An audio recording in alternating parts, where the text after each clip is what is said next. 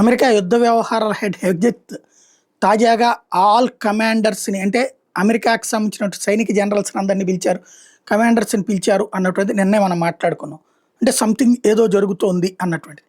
అత్యవసర పరిస్థితులు ఏదో జరుగుతున్నాయి. ఇప్పుడు పెంటగాన్కి సంబంధించిన ఒక అధికారి 40 ఏళ్ళు ఎక్స్పీరియన్స్ ఉందంట, ఇది 30 ఏళ్ళు. అతను తాజాగా చెప్పుకొచ్చినటువంటి మాట ఏంటంటే, నా 30 ఏళ్ల సర్వీసులో ఈ విధమైన మొబిలైజేషన్ చూడలేదు. అంటే సైన్యం భారీగా మొబిలైజ్ అవుతోంది.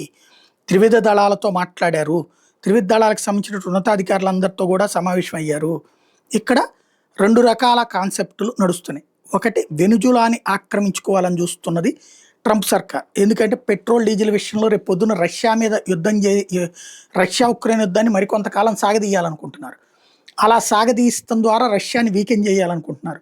అప్పుడు రష్యా వీక్ అయ్యాక క్రిందసారి యుఎస్ఎస్ఆర్ పోయి ఎట్లా అయితే రష్యాగా మిగిలిందో ఇప్పుడు ఆ రష్యాని కూడా మొక్క చెక్కలు చేయాలని చూస్తున్నారు. అలా చేయాలంటే దానికి సంపాదన రాకూడదు. సంపాదన దానికి దేని మీద వస్తుంది? పెట్రోల్ డీజిల్ మీద వస్తుంది.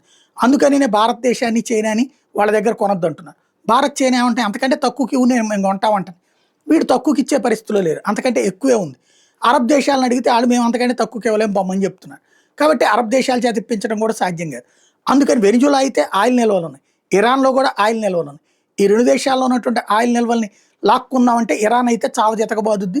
ఆల్రెడీ అణుబాంబులు తయారు చేసుకునే స్థితిలో ఉంది.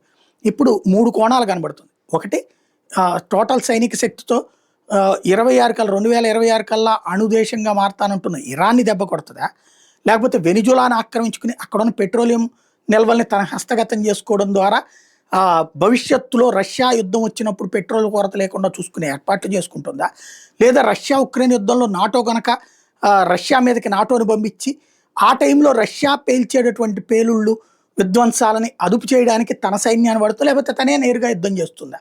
ఇది సందేహం. సంథింగ్ ఏదో అయితే జరుగుతోంది.